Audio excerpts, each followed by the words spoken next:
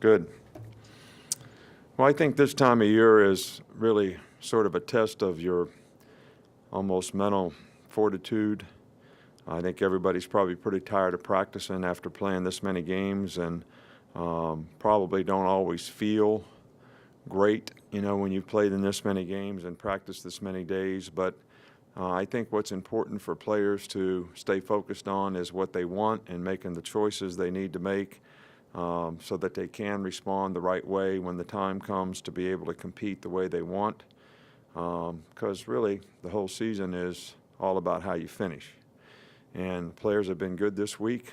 We certainly have a lot of respect for the team that we're playing. They have great players, some great skilled players on offense that can make explosive plays, and their defense has been, one of the top defenses in the country all year long. We're looking forward to the opportunity to play in the SEC championship game, which I mentioned before, is a great competitive venue. And, we're going to have some coaches, Coach Stallings, Coach Spurrier, some of our guys that have been MVPs in this game before. Antonio Langham was at practice today, Derrick Henry, Greg McElroy, Blake. I hope I'm not leaving anybody out, but always nice to see those guys get recognized as well. From an injury standpoint, Marlon was able to practice today, so he did pretty well. And so I think we're moving forward with just about everybody sort of getting ready to play the game. Going into each week, how much do you formulate contingency plans in the event of a sudden loss of a player due to injury or some other circumstance? Well, I think every week we do that very thoroughly at every position. If something happens to the right tackle, who are we going to put in? If something happens to the right guard, if the right guard has to move the right tackle, who's going to go in at right guard? I mean, we do that at every position. We do it, for every position on defense, every position on offense, special teams positions. So because we do it early in the week so that we try to practice that way. Sometimes it's difficult when you don't know what a guy's status is going to be. You can make the assumption that we practice as if everybody's going to be there. Then if they're not, you're not prepared. If you practice as if everybody's not going to be there, and they are, then you're not prepared.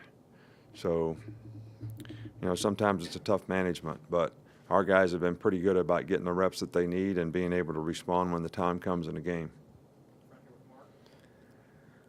Yeah, I was just going to ask you about Florida's quarterback, Austin Appleby. What do you see from him in terms of making their offense balance and pushing the ball down the field? I think he's a really smart player.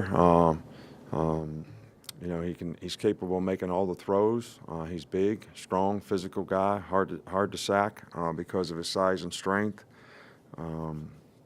I really think he can make all the throws. I think when they've probably had a little bit of trouble this year, it's been when they've gotten people who they had trouble, giving them the time to operate, which probably happened a little bit in the Florida State game. But if that's not the case, he's made a lot of really good plays for him. We're in the middle with Michael. You got the number 3 pass defense in the country. What makes them so effective on the back end? Well, they've got really good players. They're really well coached. They play a lot of man-to-man, and their matchups are better than most people that they play against, and they've been very effective. So, I don't know what else to say. They've got a good scheme. They do a good job of executing it. They play together as a group. They got great team speed on defense, but I think their ability to play man-to-man and cover and deny you the ball is probably what makes them really special. Stay on this side up front